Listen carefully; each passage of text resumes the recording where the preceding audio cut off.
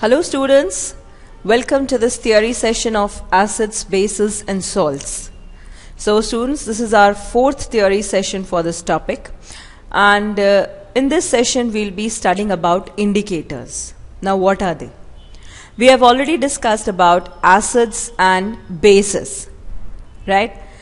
Acids are the substances which have sour taste, whereas bases are the substances which have bitter taste. Acids are corrosive in nature.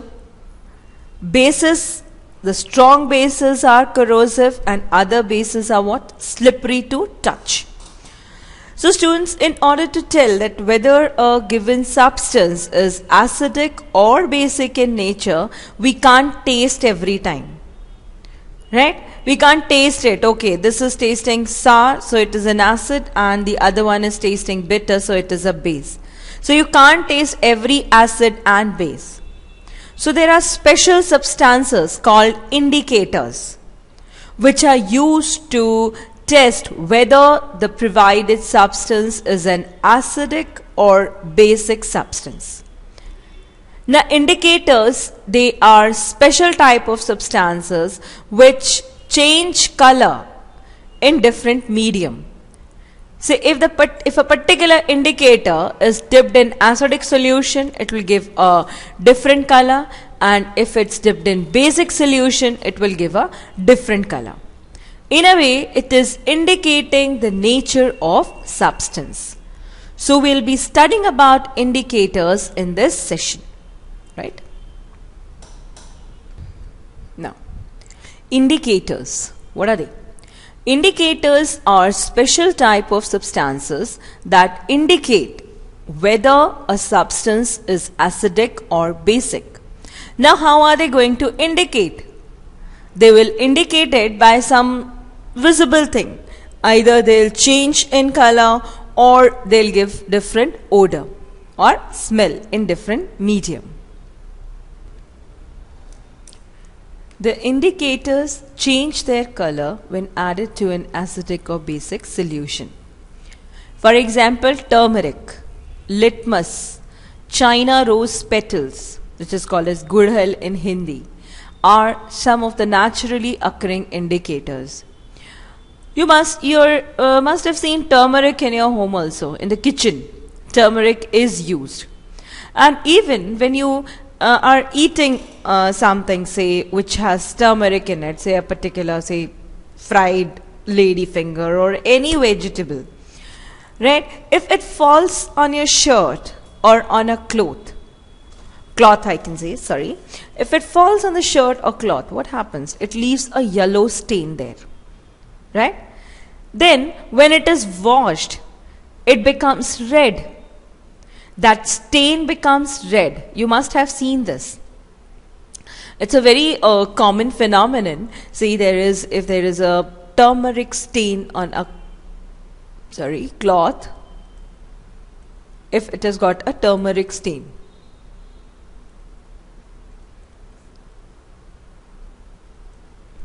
right? So when there is a stain, it is what is the color of that stain? It's yellow. Now when it is washed, this color changes to red, right? So this is also an indicator. In the basic medium, turmeric shows red color. Soap, when soap is applied over it, what is soap or detergent? It is a sodium or potassium salt, right? So what is your soap or detergent? It is a sodium or potassium salt. So when the sodium comes in contact with water, it forms what? Sodium hydroxide. Now this NaOH makes the medium what? Basic, because sodium hydroxide is basic in nature. Now in the basic medium, turmeric shows reddish brown color, or it's red color. It's not red, it's actually reddish brown color, right? So turmeric is an indicator. In acidic and neutral medium, it's yellow. Whereas in basic medium, it is reddish brown in color. This you must have observed. Or if not, you can just put a pinch of turmeric on a white cloth and then put some soda, washing soda over it. Washing soda or soap over it. Just apply some washing soda or soap on it. You'll find that the yellow color has changed to reddish brown color. So turmeric is an indicator. Likewise, litmus is also an indicator. It also changes its color in acidic or basic medium or in acidic or basic substance. Now let's study about litmus. So, what is litmus? Litmus is a purple dye. Remember, what is the color of this litmus? It's a purple dye. And from where it is extracted, or what is the source of litmus? Extracted from lichens. Right? Lichens belongs to Thallophyta kingdom, or lichens is a plant, you can say. I'll just write lichens is a plant belonging to Thallophyta variety. Sorry.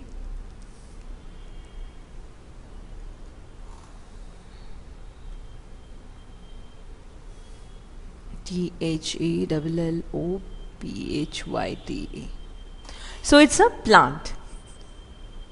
Right? So what is litmus? Litmus is a purple dye extracted from lichens and is available either in the form of solution or in the form of strips of paper known as litmus paper. So see, litmus, this dye particularly is available in the form of solution. Right? Now if the solution is applied on the strip of paper, so what it becomes, what that paper becomes? The paper becomes litmus paper.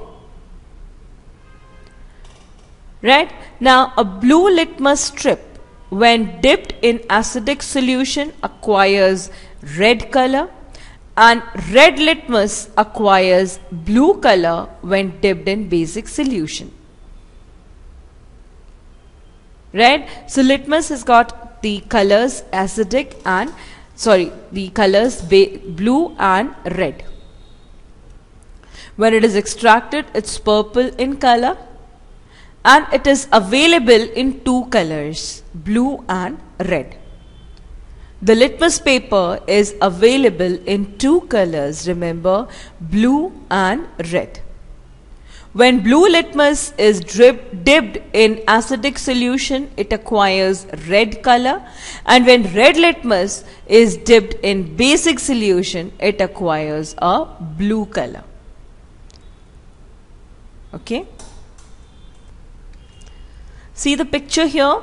It's a red litmus. Right? What is the color of this litmus paper? Red. And what is the color of this litmus paper? It's blue. When the dye is just extracted, it is purple in color, and after applying to the paper, the litmus, two types of litmus papers are available, the blue litmus and the red litmus. When red litmus is dipped in acidic solution, it changes its color to blue. See, the color has been changed. It means this particular solution is what? It is acidic. Now this blue litmus when dipped in solution changes to red. So what is the color of this, or what is the nature of this? It is basic. Right? So this is a simplest substance or simplest way to know whether the given substance is acidic or basic in nature. Just dip the litmus paper and its litmus paper is available everywhere. Right? You can just ask for the litmus paper in any medical shop also, or chemist shop they can give. You'll be getting that. Right? In addition to litmus, phenolphthalein and methyl orange are also used as indicators. So students, these are also the indicators, and these are basically the dyes, right? These are the organic compounds which change in color in different medium. See, we have studied about litmus. Litmus, the color in acidic solution is red and the color in basic solution is blue. Phenolphthalein, in acidic solution it's colorless and in basic solution it is pink. Whereas methyl orange is red in acidic solution and yellow in basic solution, right? So these are the different types of indicators which are normally used, right? So this is about the acidic and basic indicators. You can just put in phenolphthalein. If the color changes, if it becomes colorless, then it's an acidic solution. And if it's pink, then it's a basic solution. Whereas methyl orange, acidic in red in acidic medium and yellow in basic medium, right? So we have seen that there are acidic substances and basic substances. Now there are substances which are neither acidic nor basic, like water. Water is neither acidic nor basic, right? Water, it is neither acidic nor basic. So what is it? It is called as neutral, right? Now, the substances that do not have any effect on the color of any of the indicators are neither acidic nor basic. Now, these substances are called as neutral substances. Some examples of neutral substances are sodium chloride solution, sugar solution, even the tea solution. So these solutions are neither acidic nor basic. The sugar solution is neither acidic nor basic. But if you take juice, say orange juice, it is acidic in nature, right? If you take soda solution, it is basic in nature. But water, sodium chloride, sugar solution, these are all neutral substances. Even our blood is neutral, right?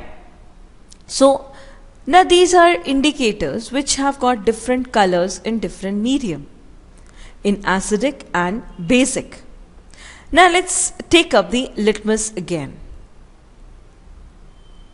What is the color of litmus in acidic medium? I'll write A for acidic. It is red.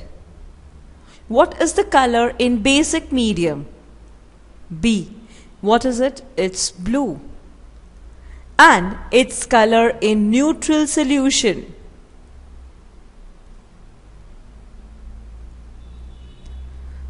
It is purple. Right? If you'll take blue or red litmus is available, and so if you'll put blue litmus in the neutral solution, it will become purple. Likewise, phenolphthalein.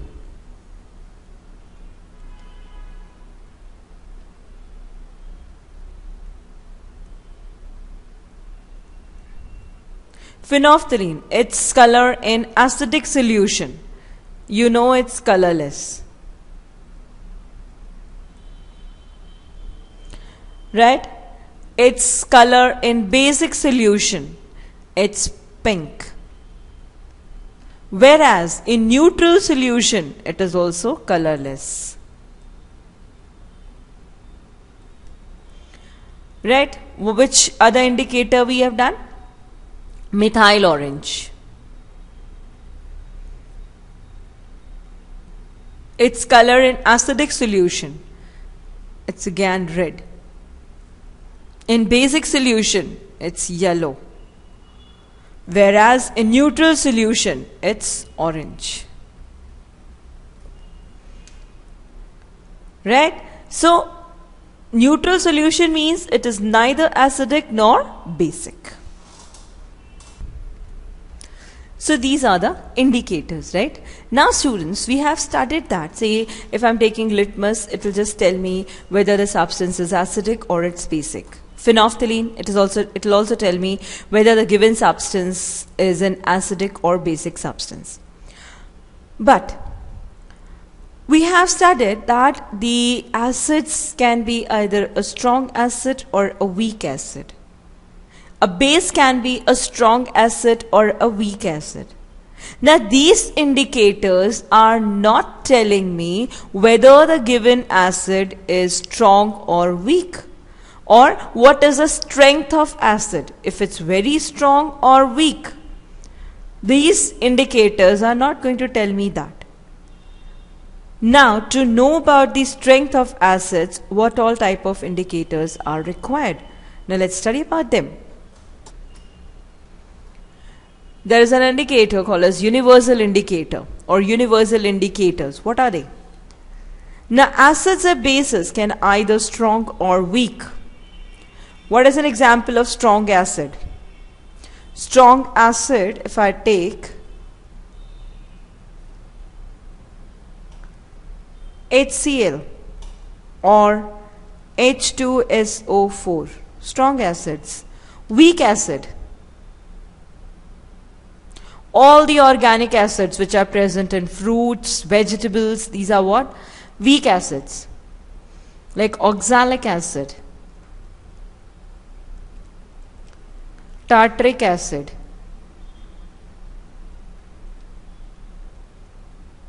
citric acid. So all are what? All are the weak acids.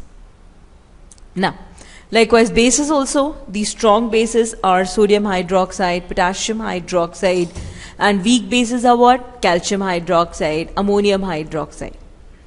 Now in order to measure the strength of acids and bases, universal indicator is used. Now, okay, we have said that fine, strength of acids are given by universal indicators. But how will you measure the strength of acid? It's just not strong and weak. It can be very strong, strong, less strong, then you're weak, like that. So there has to be some specific scale. I can have say 1 to 10 point scale. Say if there is a 1 to 10 scale, if the acid is near 1, it is the strongest. If it's near 10, it is the weakest. So likewise, strengths of acids and bases is given by pH scale. P stands for potens. P-O-T-E-N-Z. So what does P stand for? P stands for potens. Right? Now there is a pH scale which is given. Now what it indicates? Say if you have gone to some hotel or something else, if you are asked to rate that hotel. So the hotel gives you 1 to 10 scale. So how will you rate? If it's very good, it's 1. If it's the worst, it's 10. If it's okay, then it's 5. So likewise we scale. Likewise, in order to measure the strength of acids and bases, pH scale is given. And this pH scale was given by Danish biochemist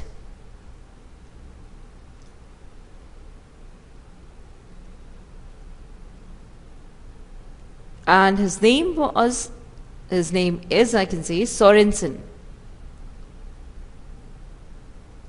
It's 1 to 14 scale. That's it. pH scale ranges from 1 to 14. And P stands for potens in German.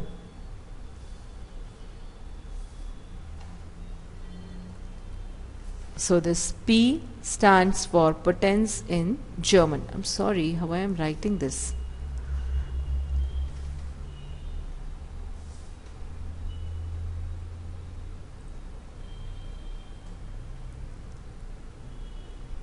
Right? Now the pH scale ranges from 1 to 14. So it's 1 to 14 scale. Right? Now let's see. See, this is a pH scale. It's 1, 2, 3, 4, 5, 6, 7, 8, 9, 10 till 14. Okay, so the pH, say 7, or you can say acids have pH less than 7. Bases have pH more than 7. And 7 is what? 7 is a neutral pH. Right? Now see, this is a neutral pH 7. If you go up, it's increasing acidity. Right? pH scale is 1, 2, 3, 4, 5, 6, 7, 8. Now, what are the acidic ones? The battery acid, it is a very, very strong acid. Its pH is 1. Lemon juice has got a lesser pH. It's not that strong. So, lemon juice is having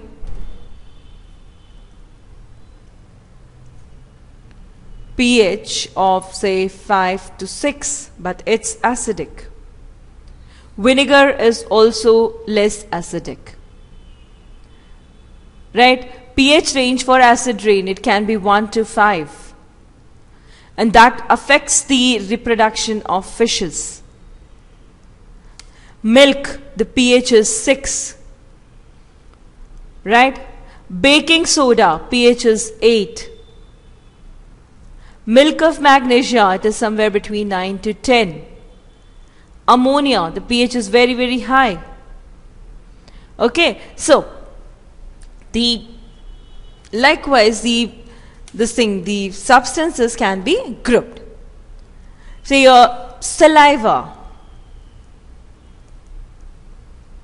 the pH is 6.5 to 7.5, so it's neutral. But as soon as you eat something, the pH falls and it becomes acidic. So some bases are secreted so that it is neutralized.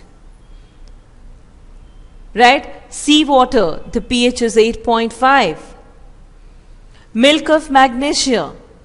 Milk of magnesia is what? Magnesium hydroxide. It is also highly basic. Right? The pH is 10.5.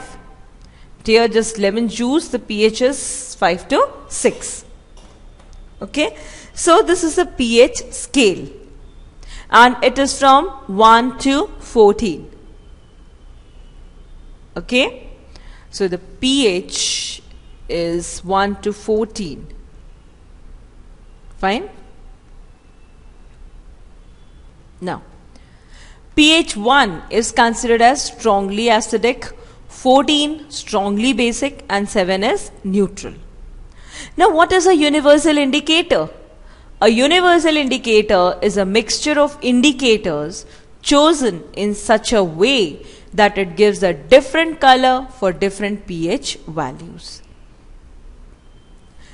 The indicator can be used as a liquid or can be soaked into paper. The paper is called as pH paper. Students, you must have seen the advertisement of Dove soap. In that, it talks about the pH paper and it checks the pH of soaps. Right, so that is the pH paper. That paper is having, it shows different colors at different pH. I'll show you how it looks. So students, it's just a strip with different indicators in it. Right? Now, when it is dipped in a strong acid, it becomes red. Then again see the color changes with the change in the pH. So the universal indicator gives green color at 7 pH, neutral pH. Right? So these are the color changes which it shows. Say if a soap or something else or any other substance which you are checking, with this pH paper, or in which you have dipped this pH paper, different colors will be obtained. If you are getting yellow, it means the pH is 5. It's a weak acid. If you are getting red, it means the pH is 1 and it's a very, very strong acid. If you are getting this color, indigo blue, it suggests that it's a strong basic. It's very strong base. Right? So this is the pH paper, and all these colors are not there. It's a simple paper with some different type of color. So with a specific color, and when it is dipped in different medium, it shows different colors. Right? The color changes with the pH. Right? So this is the pH paper. So this is all about pH paper. Now students, see, we talked about indicators. Indicators can be natural and man-made. Say indicators can be obtained from the flowers, right? From petals of the flowers, and man-made indicators, it means that is they are prepared in the laboratory. Now let's check out for some natural indicators. Indicators that can be prepared very easily from brightly colored parts of plants such as flowers, China rose, roots of beetroot, or stems, that is turmeric, leaves, red cabbage, by boiling colored parts of a plant in water. Right? By boiling the colored parts of the plant, that is petals in water for some time and straining out the petals. The solution this solution obtained gives different color in acidic and basic medium. See, China rose, petals of China rose, beetroot, turmeric, red cabbage, they all are the natural indicators. They give different colors in different medium, and they can be easily prepared by boiling them in water or by boiling them for some time. So these are what? These are natural indicators, right? See, red cabbage juice will change to deep red with acids, to purple with neutral solution, right, and to green and yellow with bases. So it can be, its color changes to green. Okay, it's not yellow, it changes to green with bases. So this is a red cabbage juice, that is the leaves of the red cabbage juice, the petals of the red cabbage are boiled with water, and the solution obtained is red cabbage juice, and it changes its color in different medium. Like turmeric also. Turmeric is what? It is colorless in acidic and neutral medium.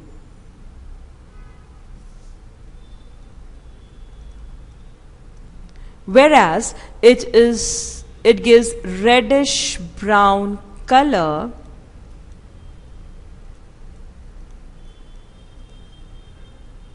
in basic medium.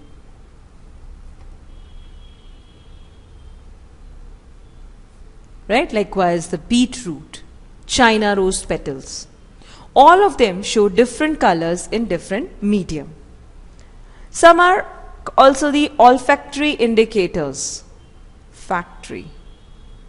Olfactory indicators. What does it mean? Olfactory means the smell. These substances have different smell in different medium.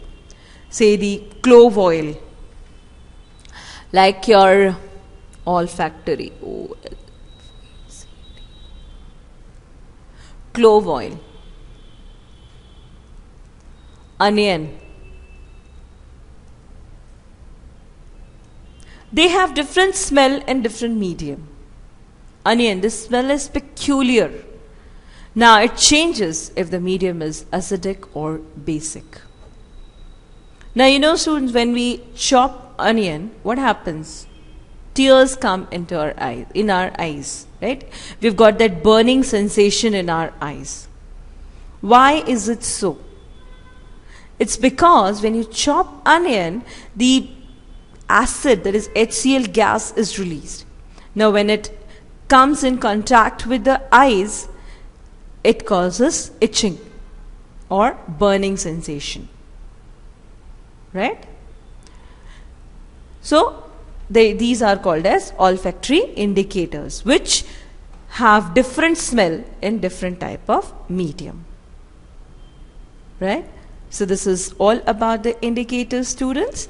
And now I'll be concluding this session, and in the next session we'll be studying about a phenomenon called as neutralization and also about the salts. So thank you, students. I hope you have enjoyed this session, and just read the book you're having with you, and just check out for the turmeric, the change in color of turmeric, right? So thank you once again, and do have a nice time ahead.